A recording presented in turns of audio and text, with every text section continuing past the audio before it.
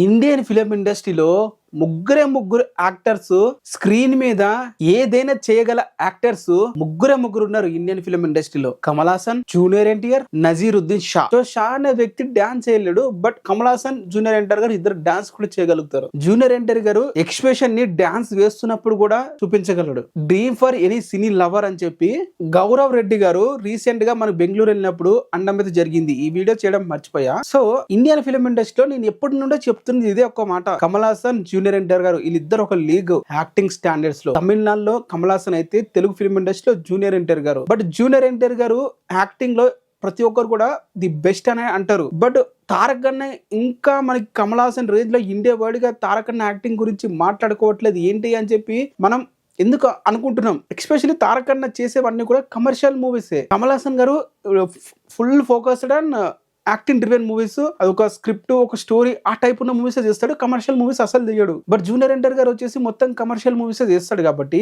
తన యాక్టింగ్ ఎంత బాగున్నా కూడా ఎక్కువగా డామినేట్ అనేది తన యాక్షన్ చేసేస్తుంది, తన ఫైట్స్ చేసేస్తుంది, డైలాగ్ చేసేస్తాయి. సో యాక్టింగ్ బెస్ట్ అని అంటారు, బట్ మిగతావన్నీ కూడా ఎక్కువగా డామినేట్ చేసేయడం వల్ల తన డాన్స్ ఇవన్నీ. సో తారక్ అన్నకి ఇండియా వైడ్ బెస్ట్ యాక్టర్ అంటూనే మిగతా విషయాలు ఎక్కువగా హైలైట్ అవుతూ ఉంటాయి. సో కమల్ హాసన్ మాత్రం ఒక యాక్టింగ్ కిందనే చూస్తారు. సో ఇక్కడ మనకి గౌరవ్ రెడ్డి గారు చెప్తుంది కూడా అదే మాట. జూనియర్ ఎన్టీఆర్ గారు డాన్స్ చేస్తూ కూడా ఎక్స్ప్రెషన్స్ ఇవ్వగలడు, అంత గొప్ప నటుడు తను. బట్ సో కమల్ హాసన్ ఈ నజరుద్దీన్ షా కన్నా గొప్ప యాక్టర్ అనే మీనింగ్ లో తను చెప్పుకుంటూ వచ్చాడు. సో తారక్ అన్న కూడా ఓన్లీ ఈ యాక్షన్ కాకుండా ఈ ఎన్టీఆర్ నీళ్ళతో తర్వాత డ్రైగన్ తో తర్వాత ఈ మూవీస్ తో ఒక కంప్లీట్ గా ఒక మంచి కథ బేస్ ఉన్న మూవీ. అంటే ఎలా అంటారు, ఓన్లీ ఇంకా ఆ మూవీలా నా పాత్ర తప్ప ఇంకేం కనిపించకూడదు, ఆ విధంగా ఉండాలని చెప్పి నా ఉద్దేశము. సో మీరేమంటారు దీని మీద?